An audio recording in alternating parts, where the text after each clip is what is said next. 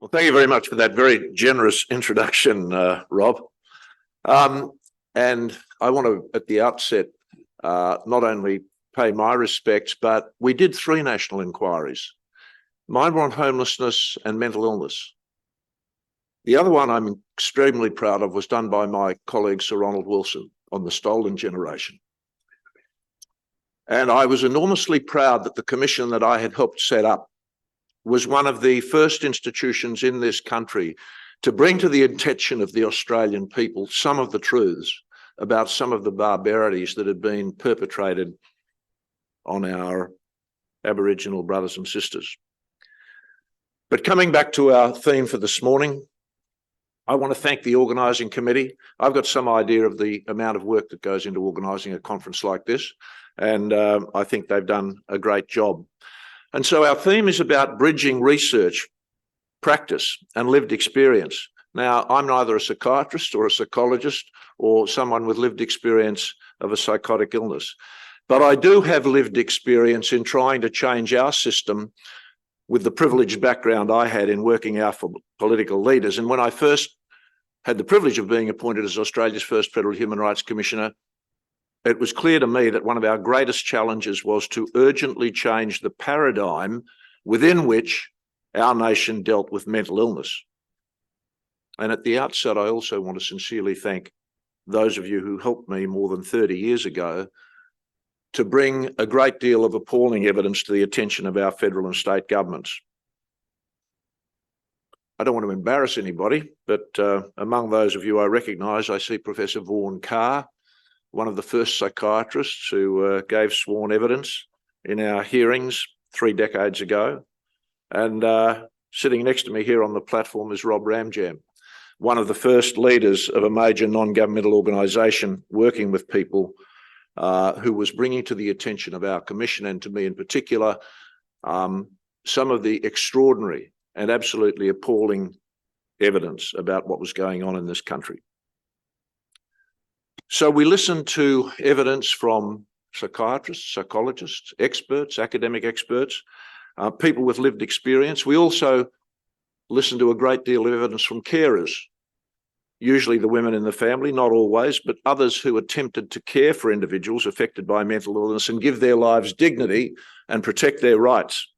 And when my report was tabled in Parliament in 1993, it revealed one of the most disgraceful and systemic violations of human rights in this nation's history. The evidence that I heard and reheard over 2.5 years was absolutely shocking. It shocked me, and I thought I knew a bit about our country.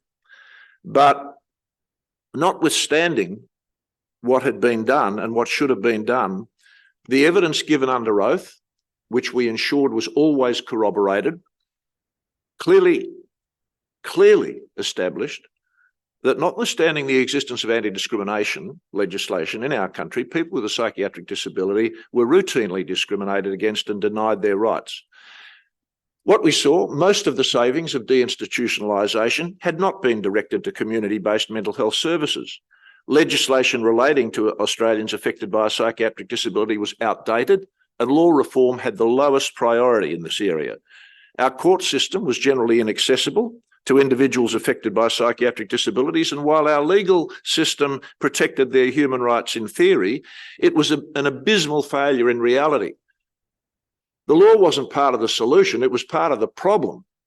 And that was a problem for my profession in particular. It was one of the reasons I felt we had the responsibility to do something about it.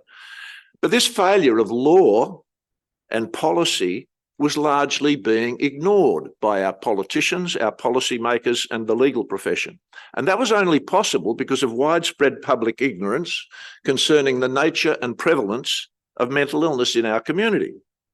And that public ignorance was one of the major reasons for the fear which led to the discrimination and marginalisation and even victimisation.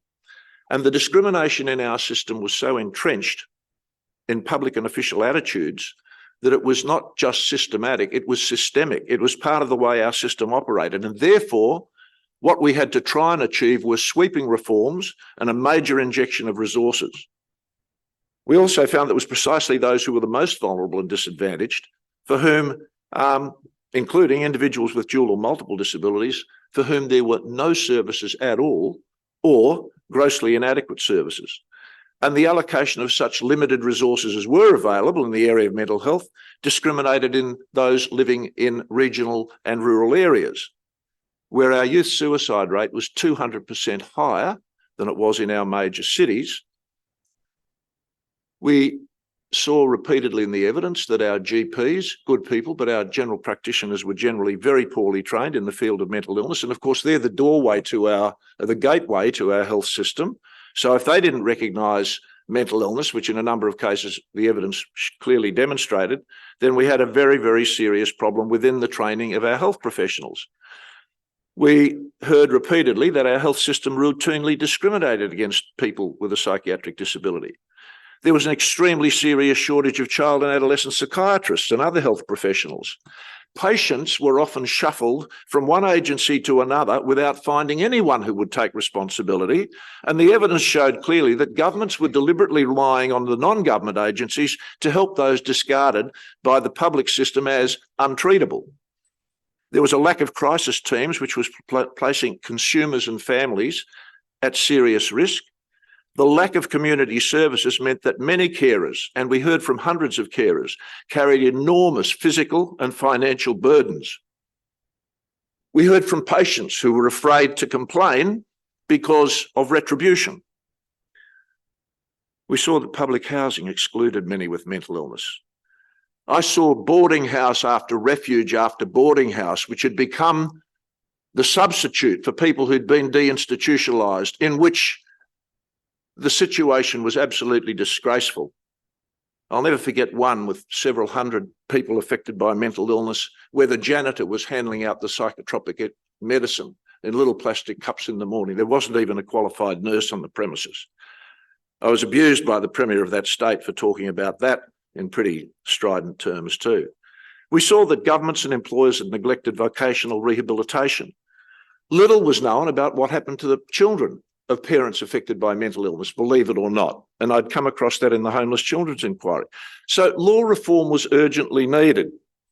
But many of the human rights violations that we came across, and we came across them daily in this inquiry, were caused not by any acts which were unlawful. There was nothing the law was going to do about them.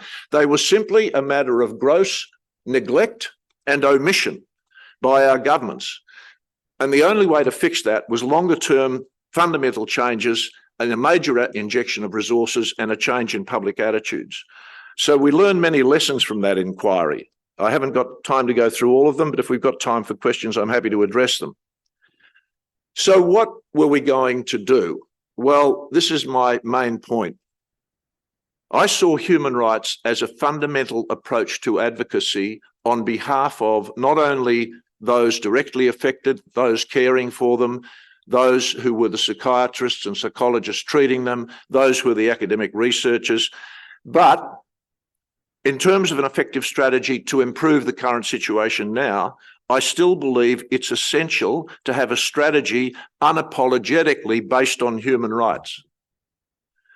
My national inquiries on homeless children, which led directly to the mental illness inquiry because we found so many of our homeless young people were either mentally ill or had an undiagnosed mental illness. That was the first national inquiry ever done in this country based on human rights, the first one since Federation, the first one. In New South Wales alone, there'd been 40 inquiries into psychiatric facilities and abuses since 1801, when the first recorded case of mental illness was written down or recorded somewhere. Every one of those 40 inquiries completely ignored the rights of those affected, every single one. Not once before had we approached this from a human rights perspective, in spite of all the international treaties that we've solemnly ratified, which are binding on us as a matter of international law. We had not addressed that at all. Pretty incredible, but that's the way it was. Now, it's very important in this context to understand, if you'll forgive me being a lawyer just for 10 seconds, our Constitution makes basically no reference to human rights. It divides powers between the federal government and the states, but there's virtually nothing about human rights in our constitution. And yet we are the only common law country in the world, the only former British colony out of 65 countries that does not have a Bill of Rights in our constitution or in federal legislation, the only single one. That's why we've got to approach this sometimes aggressively from a human rights perspective. We need to remind the powers that be that they've solemnly committed themselves to respecting the rights, giving dignity, equality, and non-discriminatory treatment to everybody affected by a psychiatric disability. So, it wasn't against the law. We weren't applying our international human rights treaty obligations. Because it wasn't against the law, there was very little our courts were going to do about it. Our judges are reactive anyway. One thing we could do as a Human Rights Commission, we didn't have a lot of power, but we could go out and investigate serious violations of human rights. They weren't coming before the courts. As a young barrister, I saw barristers doing their job, but humiliating people affected by mental illness because that was what their clients needed in terms of a defence or whatever. Now, for over 20 years, I guess I had the privilege, and I suppose this is part of my background that I'm grateful for. But first as a diplomat and then as Chief of Staff to our political leaders for 8 years, I had the privilege of being involved in drafting a lot of international treaties, including some that we worked on for people with mental illness. The most important of those is the Convention on the Rights of People with Disabilities, but we didn't finish negotiating that until 2006, and Australia didn't ratify it until 2008. So when I started my national inquiry on mental illness, all we had was a set of principles that some of us had worked on for 10 years before that. And they were called the Principles for the Protection of Persons with Mental Illness and the Improvement of Mental Health Care. And I'd worked on those when I was a diplomat in the 80s and 90s and when I was Federal Human Rights Commissioner. And they were adopted by the United Nations in 91. But again, we weren't doing much about them in this country. So my objective in helping to negotiate these international principles and treaties was to ensure that those with disabilities, including psychiatric disabilities, were removed from a paradigm characterised by discrimination, marginalisation, fear, abuse and neglect to one in which they were regarded as having equal rights with all members of society, and in some cases, from a human rights perspective, special additional rights because of their vulnerability. That's the position in international human rights law. It wasn't happening in practice. So Australia's now ratified the relevant treaties, and those international standards still represent a very important benchmark, I would respectfully say to you this morning. But they not only require changes to the law, and we got lots and lots of changes to federal and state legislation after my inquiry, they require an adequate allocation of resources, and so that there are policies and programs and regulations which are actually designed to implement the delivery of equality and non-discrimination to people with mental illness. So while legislation is very important in protecting human rights, based on my own experience in that inquiry, it's only 10% of the basic equation. The other 90% includes, most importantly, adequate resources to implement the standards which should be embodied in our legislation, and now are, and proactive programs of community education. In my experience, securing adequate resources and educating the community on occasion still require sometimes aggressive advocacy. I make no apology for that. I learned in 8 years with our former Prime Minister and Deputy Prime Minister, good men, but what I saw in our political system was that the most vulnerable and voiceless were very often powerless. They did not rise to the top of the priorities of what our government was doing. So somehow what we did or tried to do in the national inquiry was to implement these international principles and the convention we'd negotiated on the rights of people with disabilities. Now, I can tell you as a former diplomat and also advisor to our political leaders in Canberra that when we ratify an international trade agreement, we stick to it. When we conclude an international defence treaty, we honour it. When we negotiate an international air transport treaty, we abide by it. But when we ratify international human rights treaties, which are also binding on us as a matter of international law, as we solemnly have, our governments often treated them as optional extras. They're not. We've still got a long way to go in this country in according equal priority to economic, social and cultural rights for the homeless, for those affected by psychiatric disability and psychotic illness and other vulnerable groups.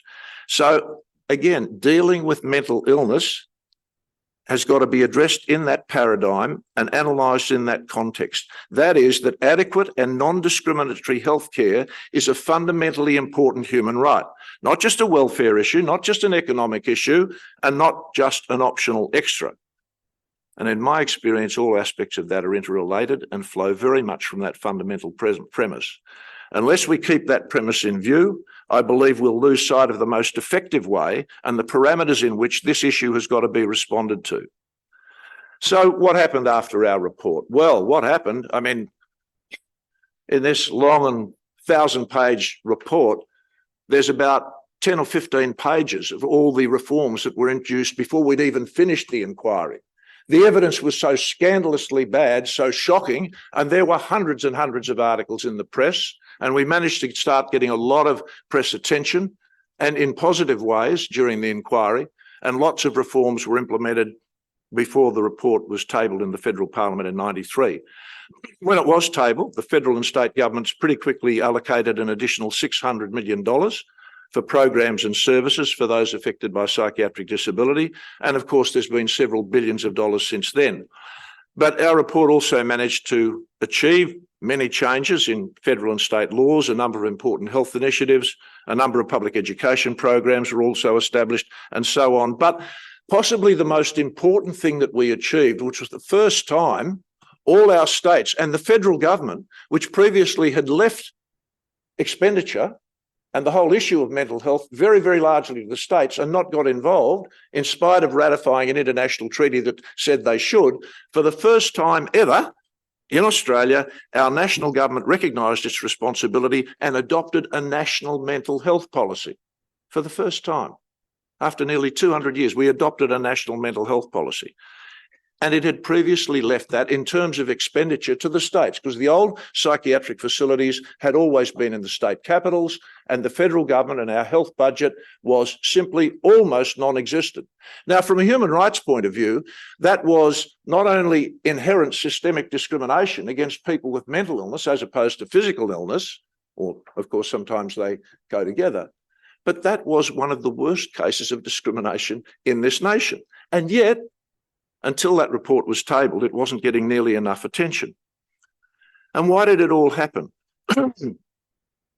Well, it all happened not primarily because as the chair, I was the Federal Human Rights Commissioner. It happened for two reasons. It happened first because our report was squarely based, and we spelled this out right at the beginning, and I kept ramming it home to the governments and bureaucrats right across this country in every state and territory for 2.5 years. It was based fairly and squarely on these international human rights standards that we had voluntarily accepted and binding on us as a matter of international law. That was the first thing.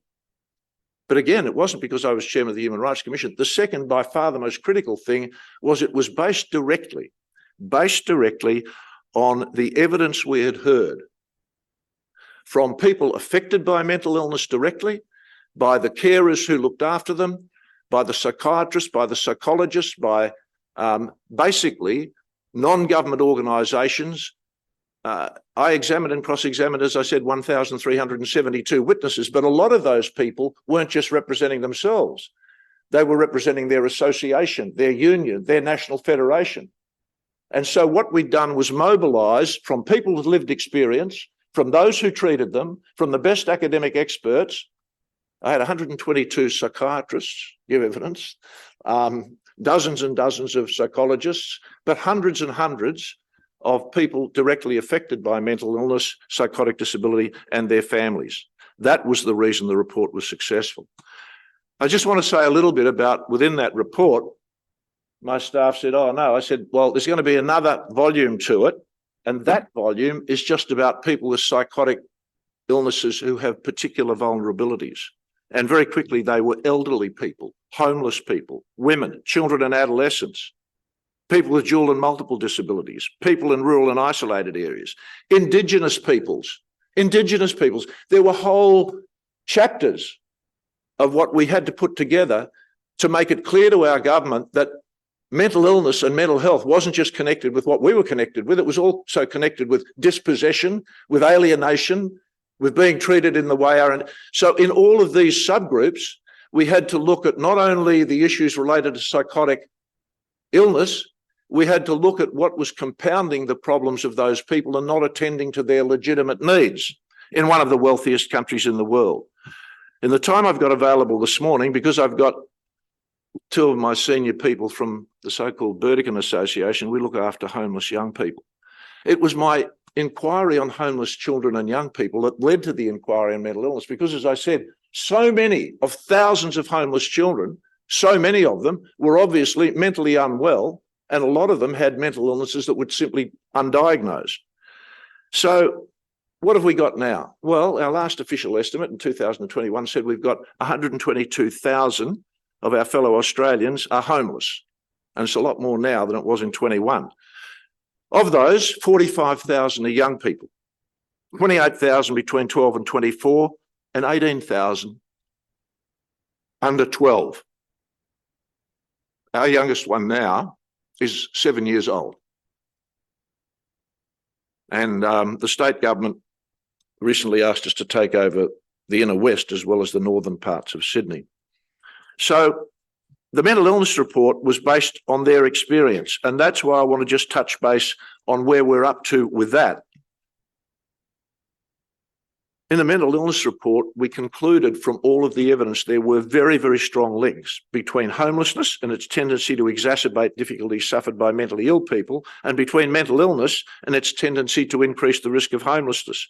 Clearly that interrelationship had to be addressed, and addressing that is still one of our challenges in terms of mobilising the sort of advocacy I think we need to give you, the people who are directly involved, the ability to get the resources that you need and the attention that you need from governments. When I came out with the mental illness report, as I think Rob said, I was accused by Senior Minister exaggerating, he said, all this stuff about the homeless and mentally ill. But just after my report, the government of our country is motivated to do its own report. And what did they find? They found in the government's own report, that there were over 500,000 Australians back then in 93, 94, affected by serious mental illness, and 250,000 of them were receiving no treatment or help at all from either our private health system or our public health system. Talk about third world. I mean, we're supposed to be one of the most fortunate countries in the world. But in my report, as I'd said, we found that 75%, and this came through in the evidence time and time again, 75% of our homeless people were people affected by mental illness. And that was confirmed by the president of the Royal Australian New Zealand College of Psychiatrists and other psychiatrists who were working with the home just below where my wife and I live in Woolloomooloo. 75% of homeless people. Now, bear in mind how many there still are out there, hundreds of thousands now, right? And 45,000 more now who are homeless young people. So all of the evidence in our report was then backed up by a report years later, coming from basically a major survey done with St Vincent de Paul, the Sydney City Mission, the Salvation Army, the Wesley Mission, the Haymarket Foundation, all of these refuges. The research showed about 75% of the people had mental illness. In many cases, psychotic mental illnesses. The breakdown of the figures in that report were truly shocking. 40% of all the homeless women were affected by schizophrenia. 38% had major depression. 93% had experienced at least one major trauma in the preceding 12 months. And 68% of the women had been sexually molested or raped. I'm talking about our homeless population, many of whom are mentally ill. These are the conditions, right, that we've been looking at in the last couple of decades. I still live on the edge of King's Cross. I wish I could tell you things have greatly improved, but unfortunately the daily evidence is that they haven't improved anything as much as they should. One of the 122 psychiatrists who gave evidence in my inquiry was Professor Pat McGorry, subsequently named Australian of the Year.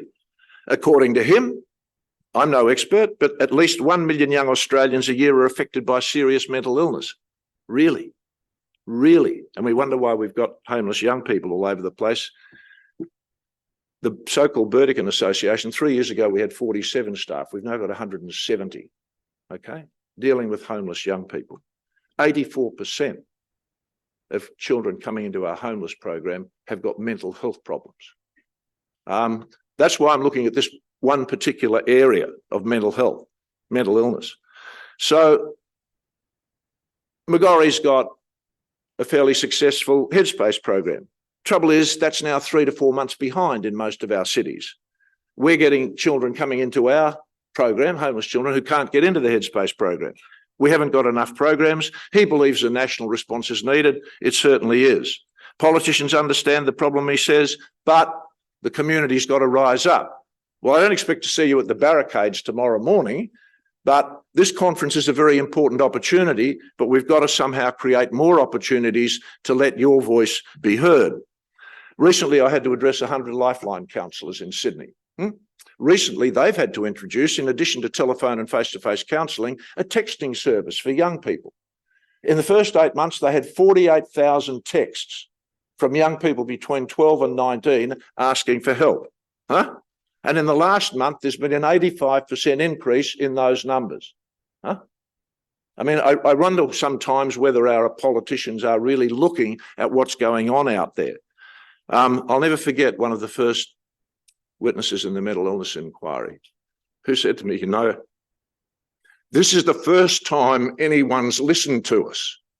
And there are days when I wonder, because I still talk to some of our politicians, whether somehow we need to get this up the top of the flagpole again.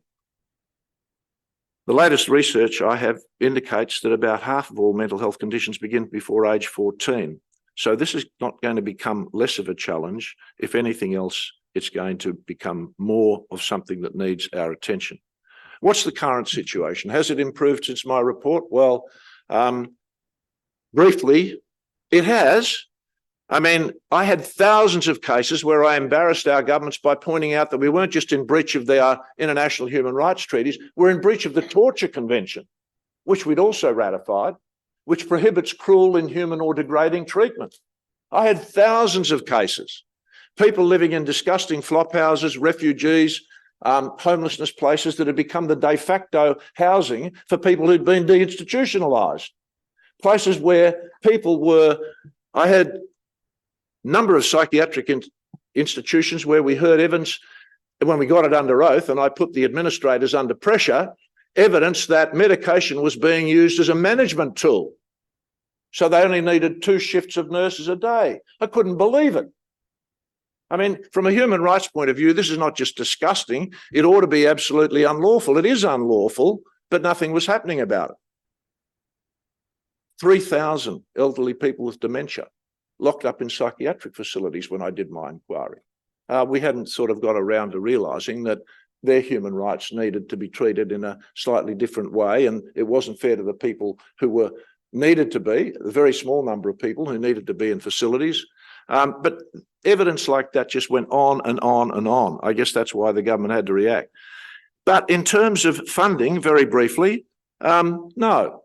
The World Health Organization says, generally speaking, mental health is about 14% of the burden that the health budget should be covering. In Australia, it's 7%, and according to my latest information, dropping 7%, about half what it should be. That's an awful lot of money. Employment, we're still one of the worst countries in the OECD. We're one of the wealthiest, but one of the worst countries in terms of employment opportunities for people with psychiatric disability. Research, yes, research has increased over the last 30 years, but there still hasn't been nearly enough money and resources for research, in my view, into psychotic illnesses. People with schizophrenia now have, I hear, a 23-year reduction in lifespan compared to the population that doesn't have schizophrenia or schizoaffective disorders. One of our biggest grants was to ARAFMI, $500,000 for community education in schools about mental illness. But that was a long time ago, and a lot more still needs to be done about educating the public. There were 3 great myths out there. First, that mentally ill people were dangerous. Have we still got police shooting mentally ill people? Yes, sadly we have. One of the many reasons I started the inquiry was the year before, 1992, 91, 99, 91, 2, the Victorian police alone had shot to death 17 people who were mentally ill. Inadequate training. Forensic patients and prisoners, don't get me started. What's available for them in terms of mental health care is almost non-existent. It's disgraceful in a wealthy country. So who's responsible? Well, in conclusion, ladies and gentlemen, our government. Our government. In any democracy, government has a clear responsibility. And that responsibility can't be privatised like we've done with a whole lot of things, with aged care and child care and a whole lot, or outsourced. It can't be. The government can't escape that responsibility. It's ours under international law and we need to honour it. But if governments dishonour their responsibility, there's a clear and present danger on all the evidence available that many of our most vulnerable Australians will suffer serious consequences and in some cases pay with their lives. We established that in our report, and that's not an exaggeration, those are the facts. So whatever strategy we use now from here on in, from this conference, needs to acknowledge that there's got to be a balance between the federal government, state government, the community, non-government organisations assisting people with psychotic illness. But coordination is essential, but you've got to have something to coordinate. If the resources that the government is providing are inadequate, then that equation simply won't work. Having had the privilege of advising our political leaders for 8 years, before I was Federal Human Rights Commissioner, I knew that government policies, programs designed by bureaucrats in Canberra often ignored the insights of individuals in the community, particularly those working with the most vulnerable and the most powerless. There was a lot of tokenistic consultation going on, but realistic consultation back in my day only happened when we spent a couple of years giving people the opportunity to tell Australia what was happening to them. So be they federal or state bureaucrats, I'm not saying that disrespectfully, most of them are in spite of robo-debt and the evidence to the contrary in that. In my experience, most senior bureaucrats and certainly hospital administrators are hardworking, honest people doing their best to serve the public. But federal and state bureaucrats don't wake up every morning wondering how they can consult civil society and non-government organisations. Unfortunately, I've been a federal bureaucrat, I can tell you. So any effective strategy we have has to somehow engage them. It's time-consuming, I know, but somehow we've got to have a strategy that gets them to listen to us, whether it's about homelessness or mental illness or people who are homeless and mentally ill. So I've been around our system for long enough to know that if governments say they can't afford to care for the most vulnerable, that's a lie. I'm not going to be polite. We're one of the wealthiest countries in the world. We can afford whatever we choose to afford. The only question is, do we give it a priority? There's 196 countries in the world. In the last 30 years, I've been working in 70 of them to establish national human rights commissions in Africa, Asia, Latin America, and Central and Eastern Europe. And there's not one country that comes within a bull's roar of how fortunate we are in Australia. Our national income at the minute is 2.4 trillion Australian dollars a year. That is more than 110 of the poorest countries in the world, population 1,000 million, put it together, and their total gross national income is 1.7 trillion. We're 2.4. We can't afford things. Between May and June this year, our budget surplus went up from $4,000 million to $19,500 million, right? In 4 weeks. The idea that we can't afford proper expenditure on mental health is just completely indefensible. So where are our priorities? Are they with designing policies and programs and allocating sufficient resources to effectively assist hundreds of thousands of Australians, over 700,000, I think, with psychotic illness? Are they with our homeless young people battling with mental illness who often self-medicate with drugs and alcohol, and sometimes an unholy combination of those to cope with the pain of what they're suffering? Are they with our homeless and mentally ill adults, our people with dual and multiple disabilities, our Indigenous people, our people in rural and isolated areas, and all the other critical areas that we emphasised? So I believe that we all share. A collective responsibility for the most vulnerable and most marginalised in our community. My profession's got a special responsibility to ensure that the law protects them and that federal and state laws are reformed wherever necessary, and we abide by our international treaty obligations. But law reform, as I said, is only 10% of the equation. The other 90% means we've got to somehow ensure that there are adequate resources for the mental health budget, for research, for treatment, for training of our doctors and so on. And when we're living in one of the wealthiest countries on the earth, And we are one of the most privileged generations, possibly the most privileged generation of all time. If our governments fail in their clear responsibility to use our national wealth in an appropriate way, I believe that means we all have a collective responsibility for advocacy on behalf of those who are voiceless and powerless. Thank you very much for your courtesy and attention.